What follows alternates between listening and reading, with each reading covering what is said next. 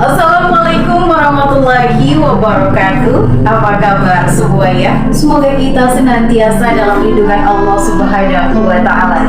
Kenalkan, nama saya Nurbaiti. Kali ini saya akan mengajak kalian untuk melakukan pengamatan terhadap sesuatu yang ada di sekeliling kita. Materi kita kali ini tentang teks laporan hasil observasi.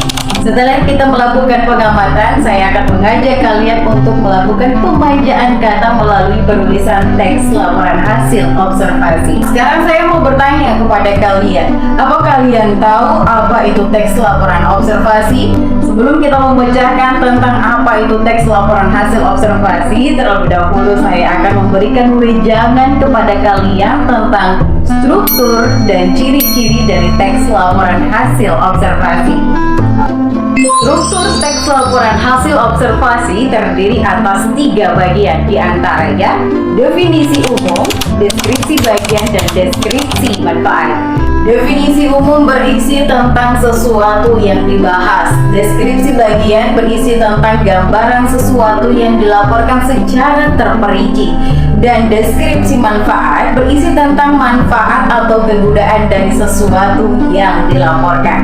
Sedangkan ciri-ciri dari teks laporan hasil observasi antara lain: pertama, struktur teksnya terdiri atas definisi umum, deskripsi bagian, dan deskripsi manfaat. Kedua, memuat informasi berdasarkan fakta. Ketiga, bersifat objektif. Dan yang keempat, ditulis secara lengkap dan sempurna. Setelah tadi saya berikan kedua wejangan tentang struktur dan ciri-ciri dari teks laporan hasil observasi, sekarang kalian sudah tahu bukan apa itu tentang teks laporan hasil observasi?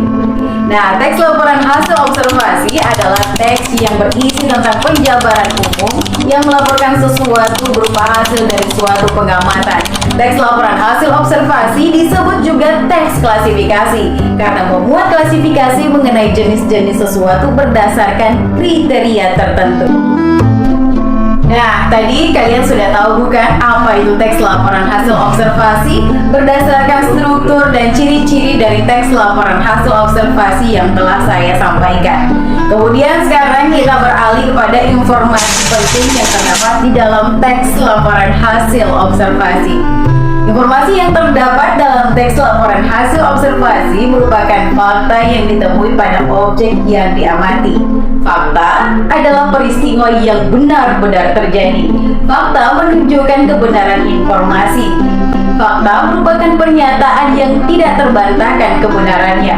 Pernyataan tersebut berupa kalimat yang ditulis berdasarkan kenyataan, peristiwa atau keadaan yang benar-benar terjadi secara objektif. Objektif berarti dapat ditangkap oleh indera dan mengandung kepastian. Nah, tadi sudah mengetahui juga kan tentang informasi yang terdapat di dalam teks laporan hasil observasi. Sekarang kita akan masuk pada penyusunan teks laporan hasil observasi. Dalam penyusunan teks laporan hasil observasi yang kita perlu perhatikan adalah 2 hal, yaitu tentang gagasan pokok dengan gagasan penjelas. Sebuah teks terdiri atas gagasan pokok dan gagasan penjelas sebelum kita menuliskan teks laporan hasil observasi. Sebelum menyusun teks laporan hasil observasi, kita diharuskan menentukan gagasan pokok dan gagasan penjelas dalam teks yang akan disusun.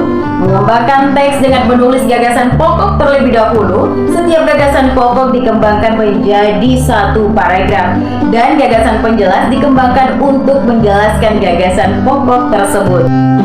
Nah, tadi kalian sudah menyimak beberapa penyampaian dari saya tentang struktur teks laporan hasil observasi, ciri-ciri teks laporan hasil observasi, informasi penting yang terdapat di dalam teks laporan hasil observasi, sampai dengan penyusunan teks laporan hasil observasi. Sekarang kita masuk pada penyusunan teks laporan hasil observasi.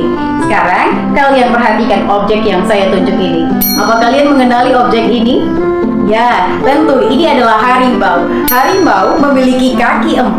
Harimau mempunyai bulu berwarna putih dan coklat keemas-emasan dengan belang atau loreng berwarna hitam.